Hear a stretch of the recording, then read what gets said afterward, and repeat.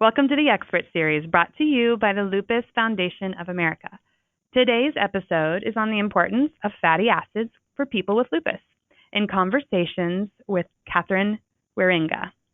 Kathryn is a PhD candidate at Michigan State University, and today we're going to talk a little bit about her very exciting work in Dr. James Peska's lab. Welcome, Kate. Thanks, Lauren. Thanks so much for coming and chatting with us today. I'm so excited about some of the research that you have shared with us. Interesting for us to share with everyone listening as well that you are a Gina M. Finzi Memorial Student Fellow of 2019, and this is an award that the Lupus Foundation of America gives out. So congratulations on that as well. Thank you so much. Yeah, I was really honored to receive this award, and it's been really cool to get to work with people at the Lupus Foundation. Now that I've received it, everyone there has been super supportive of my research, and yeah, it's been great. Yeah, it's so great to connect with people who get all these great awards and all over the United States. And you are actually at Michigan State University. I know that you've got some exciting things to share, specifically with omega fatty acids. And for those of you listening, I think it's important to know a little bit about what fatty acids are and why they're important. We usually get, short news reports that come out about nutrition from time to time, from a million different resources. And so could you just talk with us a little bit about why omega fatty acids are important and maybe what kinds there are? Yeah, a lot of times in the news we hear about, you hear about the different omega fatty acids. So you hear about omega-3, omega-6, omega-9. And so I'll start quickly by kind of defining those and where you would find them in different foods. And then I can get into more about what we're seeing with specifically omega-3 fatty acids. So the foods we consume contain a handful of different classes of fatty acids. And so if you were to look on the back of a nutrition label, you usually see like total fat, saturated fat, monounsaturated fat, and then polyunsaturated fat. And so the omega fatty acids fall under this class of polyunsaturated fatty acids. And so all this means is that the long fatty acid chain has different types of bonds in it than the other two classes of fatty acids. Within those polyunsaturated fatty acids, we can find the omega-6 and omega-3 fatty acids. And the really important thing about these omega-6 and omega-3 fatty acids is that we can't make these fatty acids on our own. So every cell in our body has a membrane that's composed of different types of fatty acids. And most of these fatty acids, our bodies or our cells can build from other smaller building blocks. But omega-3 and omega-6 fatty acids have to be consumed in the diet if we're going to see them showing up in our membranes. And so there's been lots of studies showing that if you don't have omega-3s and omega-6 fatty acids, you have all sorts of other health problems. So these are considered essential fatty acids. So we need to consume them in the diet. So you're saying that like part of every single cell, fat is a part of every single cell, but these are the ones that our body doesn't make on its own. Is that right? Correct. So your cells, so your cells can make a lot of the different types of fat that they need to put into those cell membranes, but they can't make omega-3 and omega-6 fat. So we have to eat them. Okay. Yeah. If everybody paused right now to go get a snack, what snack should they get? Yeah, so these omega-3 and omega-6 fatty acids are in lots of different foods.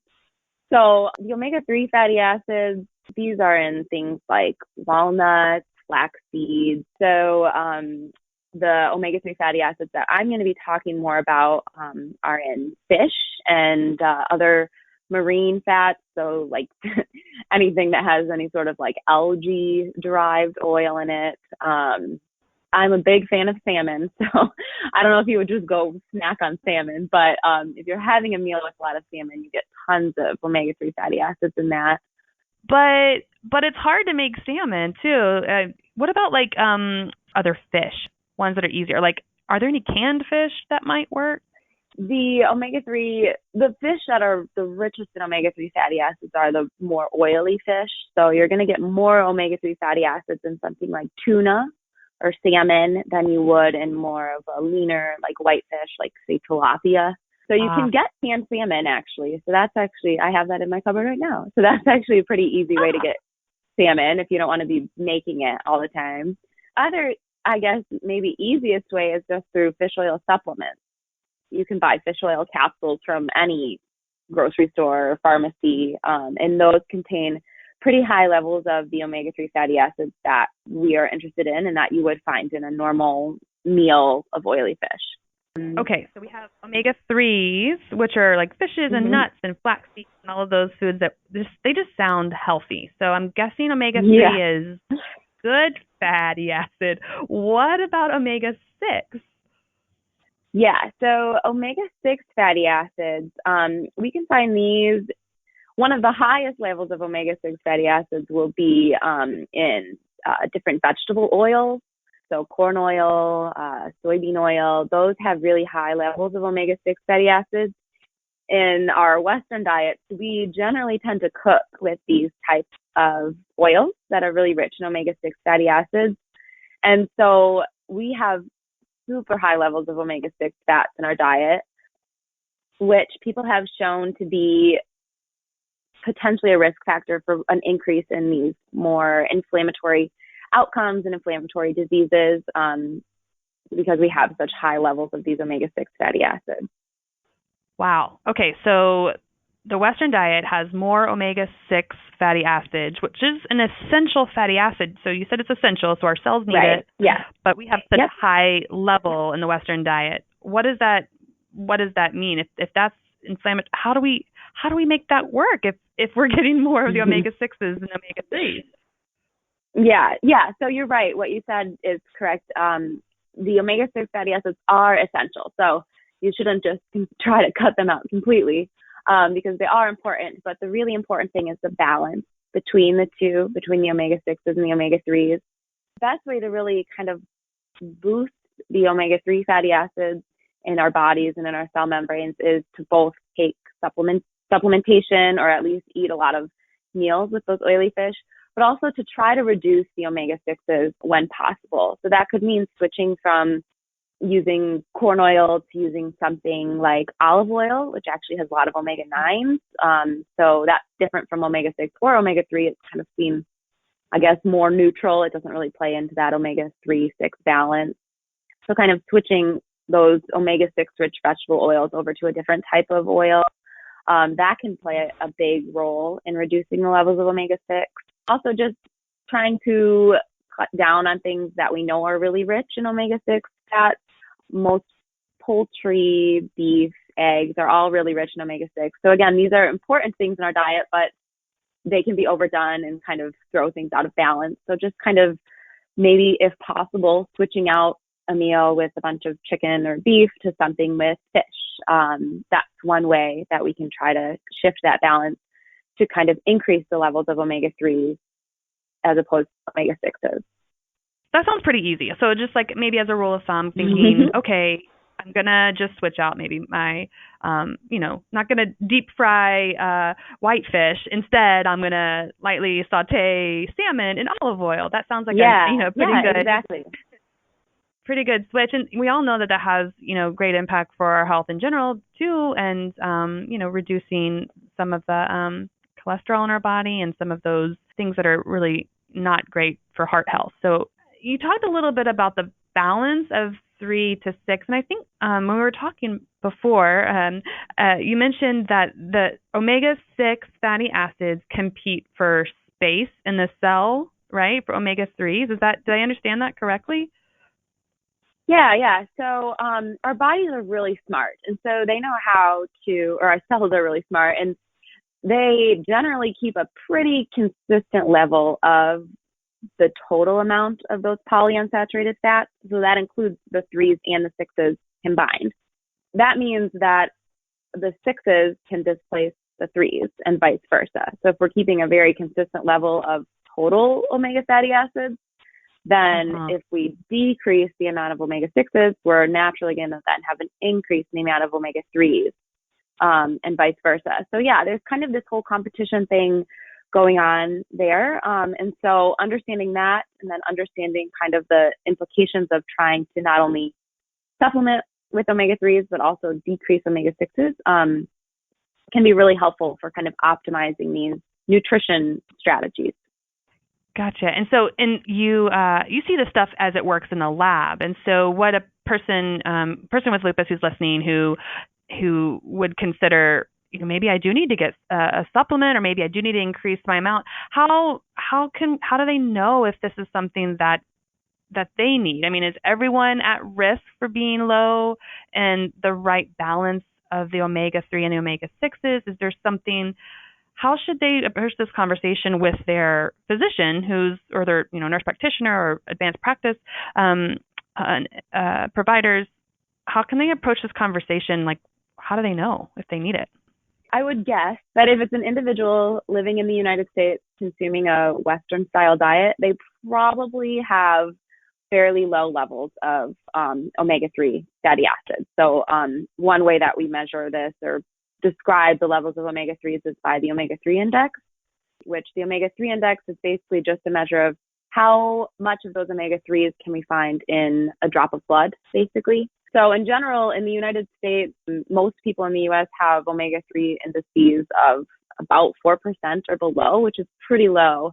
And again, Wow. This arises because our Western style diet is so rich in the omega-6s. So just kind of a side note, it's recommended that we're consuming a ratio of about 4-to-1 omega-6 to omega-3. So consuming about 4 times more omega-6s than omega-3s. That's the recommendation. However, the Western diet, that ratio is estimated to be actually closer to 20-to-1, meaning we're consuming about 20 times more omega-6s than we are omega-3s. So again, this results in a really low level of omega-3 fatty acids in our cells. Wow. And so a really easy way to, it's a big difference. So a really easy way to assess this is just through a simple blood test. There actually are like at-home kits that can be purchased, and all you need to have is a single drop of blood. You put it on a special piece of filter paper and then put it in an envelope, and it gets sent away to a lab. And then the lab can measure the levels of all sorts of different types of fatty acids in that drop of blood, including the omega-3s and 6s. And then they can give you reports of how high your omega-3s are in that drop of blood. So it's a pretty easy test to figure that out. That is really fascinating. Is that something that can also be ordered like with other blood work? I know a lot of people with lupus they're going every 3 to 6 months, hopefully, to a rheumatologist or whoever's treating their lupus, and they're getting blood work anyway. Is that something that can be added on in the office visit, or kind of assessed so that so it's all done at the same time? Do you know anything about that? Yeah, absolutely. So I know that these commercial companies that I mentioned that you can personally purchase like an omega-3 test kit, they also work with doctors and people in the medical field, and a doctor could order this exact same test and have it done in the lab, and it would give you the exact same information. It'd give you your omega-3 index. So it's a really simple test. It could easily be added on to a regular panel of blood work. It wouldn't really even require any additional blood. It would just be the same test or the same sample that they could then measure this omega-3 index in. So, yeah. That is, now as you're talking about with the imbalance in the American diet or the Western diet of omega-3s and 6s, it does beg the question, should we be looking at people with lupus with a closer eye on what they're consuming, what they're eating, and how that really impacts their lupus? Right. And I would say definitely for measuring the omega-3 index, like doing it routinely is important. So like if there's a patient with lupus and their doctor recommends or they choose to try some of these nutritional strategies to try to enhance their omega-3 index, the only way to know if it's working is to be measuring it. So I've read that people recommend about every 6 months measuring the omega-3 index. So it's something that in order to really know if the changes you're making are actually having an effect, we need to measure it. So yeah, I think the routine measurement is really important.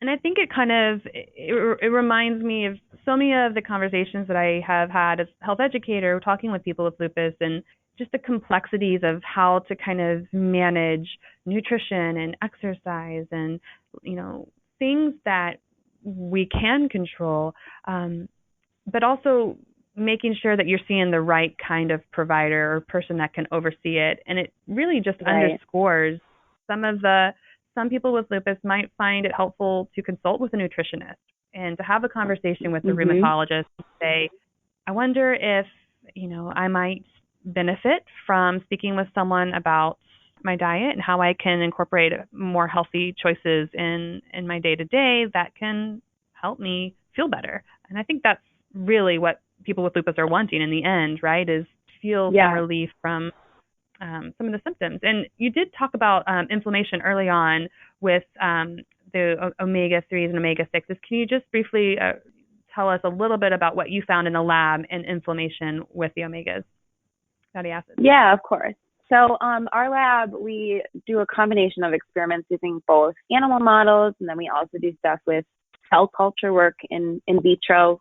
So it's really just a plate full of cells, and we see how they respond to different inflammatory stimuli. So I'll talk a little bit about our in vivo work, our animal work, because that's probably the most relevant to this conversation. So our lab uses a mouse model that is genetically prone to develop lupus. So these animals, if they live long enough, they'll eventually develop lupus-like symptoms. And so we've actually found that certain environmental exposures can trigger lupus-like flares in these animals. So that's probably a whole nother conversation about how different exposures can trigger lupus. But on the flip side of that, we found that if these animals are fed diets that are really rich in these omega-3 fatty acids, then they're protected from the development of these lupus-like symptoms and lupus flares. And so in kind of digging into why this might be, we've seen that these animals have much lower levels of general inflammation. So if we measure certain, blood markers of inflammation or levels of inflammatory cells, we find that they're much lower in our animals that were fed the omega-3 rich diet. And so to kind of look at more what the omega-3 fatty acids are doing, that's when we move into kind of these more cell culture type models, where we literally just treat cells with different omega-3 fatty acids and then see how they respond to different inflammatory insults, basically. And so we've been able to show that if certain immune cells have more omega-3 fatty acids in their cell membrane, then they won't respond as intensely to different types of inflammatory stimuli. So some really interesting work. Other labs are doing similar things too, and showing that these omega-3 fatty acids have a lot of potential for blocking a lot of these inflammatory pathways. That is super exciting. I just think about that as just powerful information, and really great research. And I'm so excited to see what comes after more of that research and how we can start to apply that and how people with lupus might adopt some changes maybe to their lifestyle that could possibly help, like you said, block some of those inflammatory triggers. Because it seems like what you're saying, omega-3s and omega-6s are both fatty acids that are essential to the body, but we have to get them from outside the body. And so we can make choices as to what that balance looks like. And that's really powerful. I agree. One thing that I've really loved about being part of this project is it really is pretty empowering that we can actually make decisions every day about what we're putting into our bodies and what we're exposing ourselves to that can have really real implications in our health. So yeah, it's an exciting project to be a part of, and I am really excited to see where it goes and how it hopefully ultimately gets translated to human research as well. Yes. Fingers crossed. I'm so thrilled to have the opportunity to hear this from you straight from the lab and to share it with everyone who listens to our episodes. And, of course, there's no lupus diet. We can make choices, like you said. We can make choices daily that are good for our body, and that is definitely power. So congratulations on this exciting research that you guys have been working on, and congratulations on the Finzi Memorial Student Fellowship Award that you received. This has been such a treat to talk with you today. So thanks again so much, Kate, for chatting with us today. For all of you guys listening in, we will have another conversation next month. We really hope if you have any questions or concerns about omega-3s or omega-6s, that you can check out lupus.org, and hopefully we can get any answers to your questions that you might have. So thanks so much.